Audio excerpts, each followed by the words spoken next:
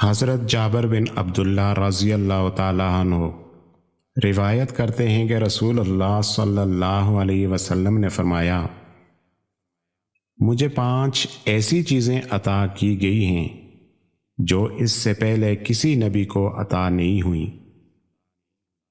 Number 1، ایک ماہ کی مسافت سے دشمن پر رعب و دبدبے کے ذریعے میری مدد کی گئی ہے۔ نمبر 2، زمین میرے لیے مسجد اور پاک کرنے والی بنائی گئی ہے، لہٰذا میری امت کے کسی بھی شخص کو نماز کا وقت آ لے تو وہ نماز پڑھ لے۔ نمبر 3، میرے لیے مال غنیمت کو حلال کر دیا گیا ہے جبکہ مجھ سے پہلے کسی کے لیے حلال نہیں تھا۔ نمبر 4، مجھے شفاعت عطا کی گئی ہے۔